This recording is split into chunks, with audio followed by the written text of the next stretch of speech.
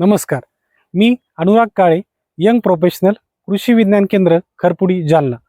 आज आपल्या कापसाला एक 85 ते 90 दिवस झालेले आहेत. त्यामुळे कापसामध्ये शेंडे खोडणे गरजेचे आहे. आता शेतकरी मित्रांनो, शेंडे खोडणे व शेंडे कशासाठी खोडायचे? तर शेंडे खोडले तर आपल्या झाडाची जी वाढ आहे किंवा जी ग्रोथ आहे ती संपूर्ण दृष्ट्या व्यवस्थित होईल व अन्नद्रव्ये तसेच सूर्यप्रकाश झाडाच्या सर्व बाजूने गेला पाहिजे, त्यामुळे आपण शेंडे खोडतो. आता शेंडे खोडल्याचे आपल्याला कापसामधील काय फायदे? तर मित्रांनो, सर्वप्रथम आजकाल किंवा आज जो 3-4 दिवसामध्ये पाऊस झालेला आहे त्यामुळे कापसामध्ये खूप सारे पाते गळ झालेली, तर शेंडे खोडले तर आपल्या कापसामधील पात्याची गळ किंवा पाते गळ कमी होईल.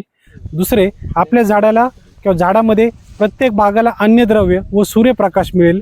तिसरे, आपल्या बोंडाची जी साईज आहे किंवा बोंडाची जी वजन आहे ते पण वाढण्यास शक्यता होईल. व चौथं, आपल्या फायबरची जी क्वालिटी कापसाची ती पण व्यवस्थितरित्या होईल. तर शेतकरी मित्रांनो, आपण नक्की आपल्या शेतामध्ये जर 90 दिवस झाले असतील तर शेंडा नक्की खोडावा. आता शेंडा कसा खोडावे? तर मित्रांनो, झाडाच्या वरच्या बाजूने 5 सेंटीमीटर अंतर घेऊन सिकेटरच्या द्वारेने आपण शेंडा खोडू शकतात. तर मित्रांनो, हाच मेसेज तुम्हाला कृषी विज्ञान केंद्र खरपुडी मार्फत द्यायचा होता. धन्यवाद.